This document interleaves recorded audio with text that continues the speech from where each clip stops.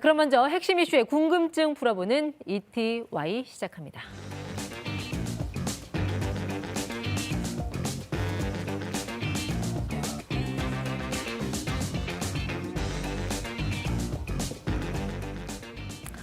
자, 혹시 이 사진 보셨습니까? 겁먹은 표정으로 카메라를 응시하고 있는 강아지. 현재 훈련 중인 예비 시각장애인 안내견입니다. 이 서울의 한 대형마트에서 이 훈련견 일행의 출입을 막았다가 거센 비판에 휩싸였는데요. 장애인들의 경제 활동이 늘고 그에 따른 사회적 인식도 변화되는 지금 안내견에 대한 이해가 필요해 보입니다. 그래서 오늘 ETY는 조금 특별한 이들과 함께합니다. 이이상 한국장애인 도우미견협회 훈련사 그리고 훈련견 소라 나왔습니다. 자, 어서 오십시오. 네, 안녕하십니까. 네. 예. 함께 나온 훈련견 그 이름이 소라라고 들었어요. 네, 이 친구 이름은 소라라고 하고요. 지금 현재 나이가 3살이고 네. 그리고 이제 안내견이 되기 얼마 안 남은 이제 친구입니다. 예. 그 소라는 이제 시각장애인 안내견이라고 불러도 되는 거죠? 예, 얼추 안내견이라고 부르셔도 상관없습니다. 훈련이 거의 막바지에 네, 달았다고 그렇습니다. 하셨으니까요. 네. 그런데 앞에 본 이 시각장애인 물론 아직은 훈련견입니다만 네. 조금 모습이 달라 보이네요. 네. 흔히들 이제 리트리버라는 종을 안내견이라고 네. 많이 알고 계시는데요. 저희 협회에서는 이제 리트리버가 이제 딱 한 가지 단점을 가지고 있어요. 네. 이제 털이 너무 많이 빠진다는 단점을 가지고 있어서 그런 것을 좀 보완해서 골든 리트리버하고 스탠다드 푸드를 같이 교잡한 골든 두들이라는 종으로 좀 개량해서 활용을 하고 있습니다. 그렇군요. 방송국 견학은 처음일 텐데 네. 얌전해 보이는데 이렇게 좀 만져봐도 되는 건가요? 장애인 도우미견, 안내견은 네. 이제 와서 만지시거나 먹이를 주신다거나 하는 것들은 절대로 피하셔야 되는 행동입니다. 꼭 만약에 네. 만져야 된다거나 아니면 어떠한 접촉을 해야 된다고 하신다면 네. 꼭 장애인이나 아니면 다른 이런 훈련자분한테 동의를 얻은 다음에 해주셔야 됩니다. 네. 지금 보니까 이 소라도 이게 노란색 조끼를 입고 나왔어요. 이게 네. 안내견 조끼인 것 같은데 이거 입으면 어디든지 다 출입이 가능한가요? 장애인 도우미견, 안내견은 지금 보시는 것처럼 이렇게 노란색 가운과 네. 그리고 장애인 보조견이라는 이런 표시증을 가지고 이제 어떠한 공공장소라든지 어떠한 시설에 출입을 할 때 정당한 사유 없이 거절을 하게 된다면 네. 300만 원 이하의 과태료가 부과가 되게 되어 있습니다. 그럼 그 논란이 됐던 그 유통업체 같은 경우는 안내견은 아니고 아직은 훈련된 게 훈련견인데 네. 그 경우에도 이 법에 적용을 받는 건가요? 장애인복지법 40조에 보시면요. 장애인 도우미견 훈련사, 네. 그리고 장애인, 그리고 지금 이 친구들의 사회성 훈련을 도와주시고 있는 퍼피워커라고 부르는 자원봉사자까지 네. 모든 이 법 안에 테두리에 들어가 있고요. 같은 혜택을 받으실 수 있습니다. 방금 그 자원봉사자 퍼피 워커라고 하셨는데 네. 이분들은 어떤 일을 하시는 거예요? 이제 장애인 도우미견, 안내견이 되기 위해서는 가장 중요한 거는 사회성입니다. 네. 사람하고 같이 어울려서 이 사회에서 살아갈 수 있는 사회성이 가장 필요한데요. 이러한 것들을 이제 보통 이런 안내견들이 태어나서 네. 50일 정도가 되게 되면 생후 1년 정도까지 일반 가정에 입양을 시키게 됩니다. 네. 그래서 이 개들이 다양한 장소에서 살아갈 수 있고 다양한 사람들을 만나고 많은 경험들을 할 수 있게끔 네. 자원봉사자들이 도와주시게 되는 거죠. 그래서 이러한 과정을 저희가 퍼피 워킹이라고 네. 하게 되고요. 그리고 이렇게 봉사해 주시는 분들을 퍼피 워커라고 저희가 부르게 됩니다. 그러니까 사람으로 치면 일종의 어린이집 다니면서 이렇게 사회화 적응하는 그런 단계라고 보면 되겠네요. 네, 그렇죠. 자원봉사자분들이 일종의 선생님이 된다고 생각을 하시면 되는 겁니다. 그렇군요. 만약에 그 과정에서 좀 으르렁 된다거나 사람을 문다거나 이런 공격성이 발견되면 어떻게 되나요? 이제 장애인 도우미견, 안내견들은 보통 한 10마리 정도가 훈련이 시작한다고 한다면 그중에서 한 2~3마리밖에 이제 안내견이 될 확률이 이렇게 됩니다. 네. 그렇기 때문에 이제 으르렁거린다거나 공격성을 나타낸다거나 이런 친구들은 이제 그 퍼피워킹 과정 중에 테스트를 통해서 탈락을 해서 네. 이제 다른 가정에 입양이 된다거나 이런 과정을 거치게 됩니다. 그렇군요. 그 1년간의 퍼피 워킹 그 훈련 과정을 통과하면 그 이후의 훈련은 어떤 식으로 진행이 되나요? 다시 이제 훈련기관으로 다시 복귀를 하게 되고요. 훈련기관에 복귀를 해서 다양한 실질적인 안내견이 되기 위한, 시각장애인 도우미견이 되기 위한 네. 훈련들을 진행을 합니다.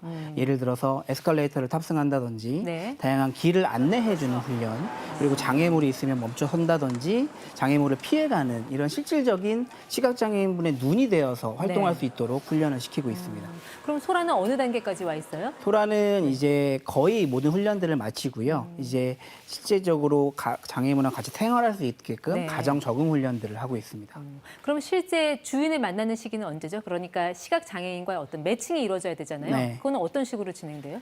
시각장애인분이 보통 저희 협회 홈페이지나 아니면은 장애인 단체에 추천을 받아서 신청을 하시게 되면 훈련사하고 이런 시각장애인분이 면접을 보게 됩니다. 네. 이러한 면접 과정을 통해서 정말 이 장애인분한테 걔가 필요한지 그리고 어떤 부분에서 정말 도움을 필요로 하시는지에 대한 것들을 저희가 판단을 하게 되고요. 이후에 저희 훈련사들이 같이 회의를 통해서 정말 그분한테 맞는 도움 의견이 어떤 도움 의견인지 저희가 선정을 하게 됩니다. 네. 그 이후에 그리고 그 장애인분한테 걔를 분양을 하게 됩니다. 그렇군요.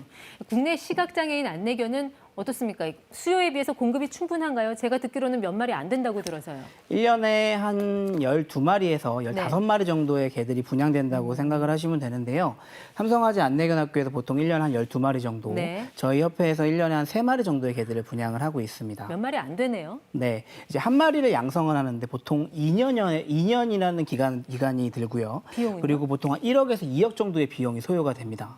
네, 하지만 이제 저희 협회 같은 경우는 유일한 민간에서 운영을 하는 기관이고 저희가 이 1억에서 2억 정도 되는 네. 이 개들을 많이 양성을 하기 위해서는 예산이 많이 필요한데요. 네. 저희가 지금 현재도 운영비도 허덕이고 있는 상황입니다. 지금 보시면 국내 시각장애인 인구가 약 25만 명. 물론 이분들이 다 이런 안내견을 필요로 하지는 않겠습니다만 네. 그런 걸 감안한다고 하더라도 공급이 상당히 부족해 보여요. 네. 그러니까 실질적으로 25만 명 중에서 개를 싫어하신다거나 아니면 실질적으로 개를 필요로 하지 않으시는 분들도 계실 수 있습니다. 그래서 저희가 직접적인 타겟을 잡으면 보통 한 10,000명 정도라고 생각을 할 수가 있는데요. 보시는 것처럼 턱없이 부족한 상황입니다. 실제로 이런 안내견이 활동하는 기간은 어느 정도 돼요? 보통 한 2살에서 3살 정도의 분양이 되게 네. 되고요. 그래서 보통 한 7년에서 8년 정도 활동을 하게 됩니다. 그러면 은퇴 하고의 삶은 어떻게 되는 거죠? 이제 은퇴를 하는 거는 이제 사실 이 도우미견들이나 안내견들은 분양이 된과 동시에 그분한테 개를 주는 것이 아니라 영구 임대 방식으로 분양을 하고 있습니다. 그리고 지속적으로 저희가 사후 관리를 통해서 이 개들이 잘 활동할 수 있게끔 옆에서 보조를 해드리고 있죠. 네. 그래서 이런 경우에 은퇴를 할 시점이 되게 되면 지속적인 평가를 통해서 은퇴를 할 시점이 되게 되면 그 장애인분한테 어떤 의사를 여쭤보게 되고요.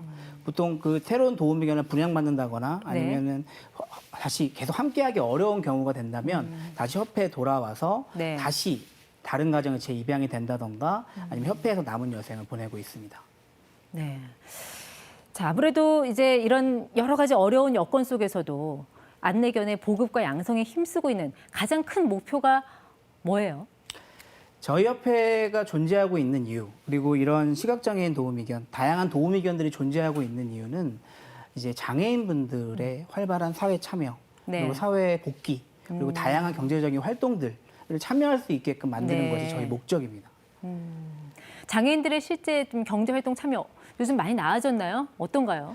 예전보다는 많이 나아졌다고 저희가 생각을 하고 있는데요. 네. 그럼에도 불구하고 많은 제약적인 요소들이 있고요. 그리고 많은 사회에서의 이런 밀어내는 것들, 사회에서 배척하는 것들이 아직 많이 남아 있다고 보고 있습니다. 네. 실제로 그런 장애인들의 일자리 현장에서 이런 소라와 같은 안내견들 좀 어떤 역할을 하게 되죠? 실제로 안내견들, 시각장애인 도우미견들은 그분들의 눈이라고 생각하시면 됩니다. 그분들의 눈의 역할을 대신해서 장애물을 피해주고 그리고 그 사람들이 실제로 사회에서 좀 더 그분들 그 다양한 사회에서 배척당하지 않고 함께 할 수 있게끔 만들어주는 역할을 하고 있습니다. 앞으로 우리 사회에서는 어떤 식의 인식 전환이 더 필요하다고 보세요? 장애인이든 이런 안내견에 대한 인식? 네. 이제 장애인 도우미견, 이런 안내견은 어떻게 보면 이런 사회복지를, 선진국에서는 사회복지를 나타내는 척도라고 이야기를 합니다. 이런 도우미견들은 엄청난 오랜 기간 동안의 훈련을 통해서, 많은 비용을 통해서 훈련을 된 친구들이기 때문에 정말 많은 비장애인 분들께서 얘네들을 배척하지 않고 네. 많이 수용해 주시고 많이 받아주셨으면 하는 바람입니다. 장애인들이 좀 제대로 된 일자리를 갖고 좀 행복하게 살기 위해서는 이런 훈련사님 그리고 또 훈련견, 안내견, 소라와 같은 역할이 굉장히 중요하다는 그런 생각이 드네요. 말씀 잘 들었습니다. 지금까지 ETY 이이삭 한국장애인 도우미견협회 훈련사 그리고 훈련견 소라와 함께했습니다. 고맙습니다. 네.